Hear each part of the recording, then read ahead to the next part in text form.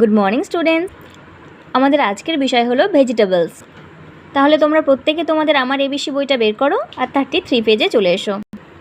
আর এই পেজটা খুলে দেখো, বিভিন্ন রকম ভেজিটেবলসের ছবি কিন্তু তোমাদের বইয়ে দেওয়া আছে। এগুলো কিন্তু তোমরা প্রত্যেকেই খাও, আমিও খাই।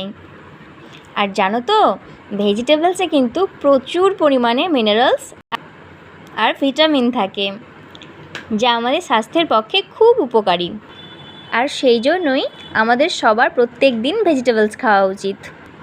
তাহলে চলো আমরা ভেজিটেবলসগুলো খুব ভালোভাবে চিনে নিই। প্রথমেই দেখো একটা ছবি দেওয়া আছে, এটা হচ্ছে পামকিন। পামকিন মানে কুমড়ো। পামকিন পামকিন মানে কুমড়ো। তারপরে আছে ব্রিঞ্জাল। ব্রিঞ্জাল মানে বেগুন।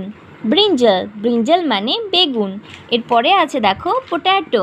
পোট্যাটো মানে আলু। আলুটা কিন্তু আমরা প্রত্যেকেই খাই, কারণ আমাদের বেশিরভাগ তরকারি আলু দিয়েই হয়। এরপর দেখো দেওয়া আছে বিটার গার্ড। বিটার গার্ড মানে উচ্ছে। এরপরে রয়েছে ক্যাপসিকাম। ক্যাপসিকাম মানে ঝালহীন লঙ্কা। তোমরা প্রত্যেকেই জানো লঙ্কা খুব ঝাল হয়, কিন্তু লঙ্কার মতোই দেখতে আরেকটি লঙ্কা পাওয়া যায়, যেটি হলো ক্যাপসিকাম, কিন্তু ক্যাপসিকাম একটুও ঝাল নয়। তারপরে দেখো রয়েছে কলিফ্লাওয়ার। এই কলিফ্লাওয়ার অনেকটা ফুলের মতো দেখতে, আর সেই জন্যই এর বাংলা নাম হচ্ছে ফুলকপি। তারপরে দেখো এটা কি, তোমরা সবাই বুঝতে পারছো, এটা হচ্ছে অনিয়ন।